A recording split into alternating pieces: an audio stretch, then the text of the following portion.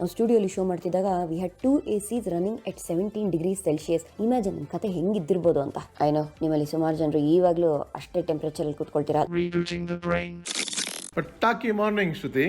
AC usual ಆಗಿ 17 degree centigrade ಇರುತ್ತೆ. ಅಪ್ಪ ಡಾಕ್ಟ್ರೆ ಎಷ್ಟು ಚಳಿ, ಯಾಕೆ ಇಷ್ಟು ತಣ್ಣಗೆ ಇಟ್ಕೊಂಡಿದ್ದೀರಾ ಅಂತ ಎಲ್ಲರೂ ಕೇಳ್ತಾರೆ. ಸೊ ನಾನು ಅದಕ್ಕೆ ಒಂದು ಸೈಂಟಿಫಿಕ್ ಎಕ್ಸ್ಪ್ಲನೇಷನ್ ಕೊಡ್ತೀನಿ. ಬ್ರೈನ್ ಟೆಂಪರೇಚರ್ಗೆ ಏನು ಸಂಬಂಧ ಅಂತ. ಸೊ ನಾವೆಲ್ಲ ನಮ್ಮ normal body temperature 37 degree centigrade, correct ಅಲ್ವಾ? ಯಾರಿಗಾದ್ರೂ ಕಾರ್ಡಿಯಾಕ್ ಅರೆಸ್ಟ್ ಆಗ್ಬಿಟ್ರೆ ಆಕ್ಸಿಜನ್ ಕಮ್ಮಿ ಆಗ್ಬಿಡುತ್ತೆ, ಬ್ರೈನ್ಗೆ ಡ್ಯಾಮೇಜ್ ಆಗ್ಬಿಡುತ್ತೆ. ಬ್ರೈನ್ ಎಷ್ಟು ನಿಮಿಷ ಆಕ್ಸಿಜನ್ ಇಲ್ಲದೆ ತಡ್ಕೋಬಹುದು ಅಂತ ಯಾರಿಗಾದ್ರೂ ಗೊತ್ತಾ?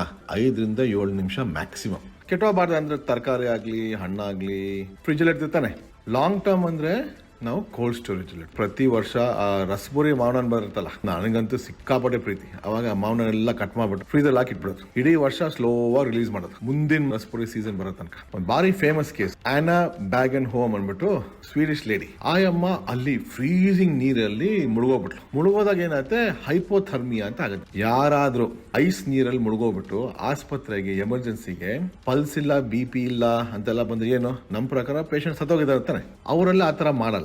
ಪೇಷಂಟ್ ಫುಲ್ ತಣ್ಣಗಿದ್ರೆ they are not suppose to declare the patient dead until the patient body is warmed to normal body temperature 37 degree centigrade. ಆಯಮ್ಮ ಟೆಂಪರೇಚರ್ 13.7 ಡಿಗ್ರಿ ಸೆಂಟಿಗ್ರೇಡ್ ತನಕ ಇಳ್ದಿತ್ತಂತೆ ಬಾಡಿ ಟೆಂಪರೇಚರ್. ಬಟ್ ವಾರ್ಮ್ ಮಾಡಿದ್ಮೇಲೆ ಆಯಮ್ಮ ಎದ್ದೋಗ್ಬಿಟ್ರು. That is why body temperature ಈ temperature ಬಾರಿ ಮುಖ್ಯ.